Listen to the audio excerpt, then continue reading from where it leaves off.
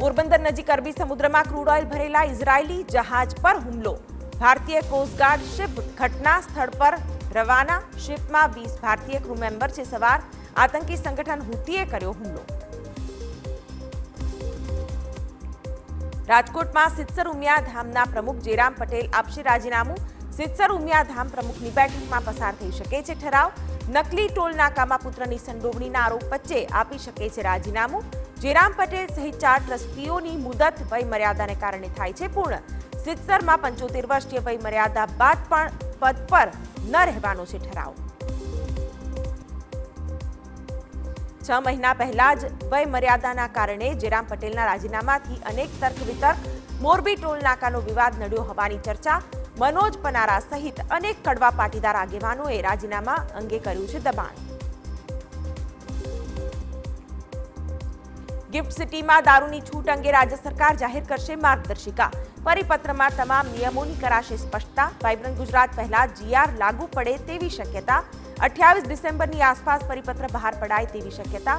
Gift સિટીમાં પરવાનગી અપાયેલી હોટલમાં જ દારૂનું સેવન કરી શકાશે। ગિફ્ટ સિટીની બહાર કોઈ દારૂ પીધેલી હાલતમાં પકડાશે તો નશાબંધીના નિયમો લાગુ થશે।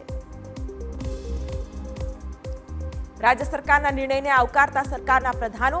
કૃષિ પ્રધાન રાઘવજી પટેલે કહ્યું કે ગિફ્ટ સિટીમાં વિદેશીઓ અને બીજા રાજ્યના લોકો વેપાર માટે આવતા હોય છે। આવા લોકોની સગવડતા સચવાય તે માટે નિર્ણય લેવાયો। દારૂની છૂટનો નિર્ણય માત્ર ગિફ્ટ સિટી પૂરતો હોવાનું ઋષિકેશ પટેલે જણાવ્યું। સરકાર રાજ્યની પ્રગતિ અને ભલાઈ અંગે જ વિચારે છે। ગિફ્ટ સિટીની સ્થાપના દીર્ઘદ્રષ્ટિ સાથે કરાઈ। આઈટી બેન્કિંગ વિદેશની કંપનીઓ આવે તેવો લક્ષ્ય। બહારથી આવનારા લોકોની લાઇફસ્ટાઇલને અનુકૂળ થવાનો પ્રયાસ। ગિફ્ટ સિટીમાં આ નિર્ણયને કારણે વેપારની તકો વધશે। ગિફ્ટ સિટીમાં દારૂની છૂટ પર શંકરસિંહ વાઘેલાનું નિવેદન। કહ્યું છૂટ આપવી હોય તો આખા ગુજરાતમાં આપો। દારૂની છૂટથી વેપાર વધશે તે નીતિ ખોટી। સાથે દારૂબંધીની નીતિને તેમણે દંભી ગણાવી। ભાજપ નેતા અલ્પેશ ઠાકોરે કહ્યું કે ગિફ્ટ સિટીમાં દારૂબંધી યથાવત જ રહેશે।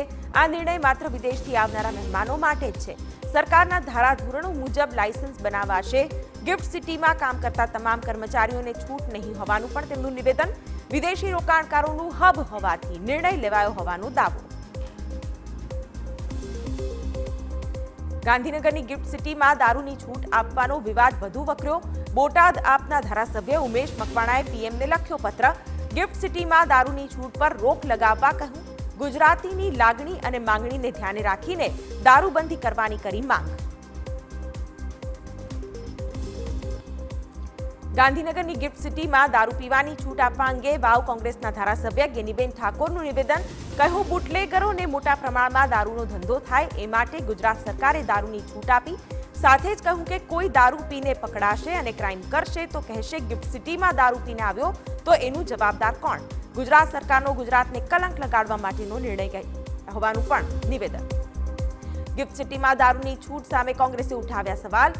અમિત ચાવડાએ ટ્વીટ કરીને રાજ્ય સરકાર પર કર્યા પ્રહાર। કહ્યું ગુજરાતમાં પાછલા બારણેથી દારૂબંધી હટાવવાની ભાજપની મનસા દેખાઈ રહી છે। આપ નેતા ઈસુદાન ગઢવીએ પણ દારૂની છૂટનો વિરોધ કર્યો। ઈસુદાને ભાજપ સરકાર પર કર્યા પ્રહાર।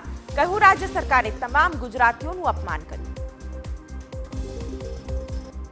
ભાવનગરમાં નારી શક્તિ વંદના કાર્યક્રમમાં મોરારી બાપુએ આપી હાજરી। ગિફ્ટ સિટીમાં સરકારે દારૂ મુક્તિ આપવા બાબતે બાપુએ આપી પ્રતિક્રિયા। કહ્યું સરકારના રિપોર્ટનો મેં અભ્યાસ કર્યો નથી। અત્યારે આ અંગે કંઈ ન કહી શકું। અમદાવાદમાં વધ્યા કોરોનાના કેસ। કોરોનાના વધુ 5 કેસ નોંધાયા। નવરંગપુરા, ગોતા, મણિનગરમાં કેસ નોંધાયા। હાલમાં એક્ટિવ કેસની સંખ્યા વધીને 22 થઈ। એક વ્યક્તિ હાલ હોસ્પિટલમાં સારવાર હેઠળ।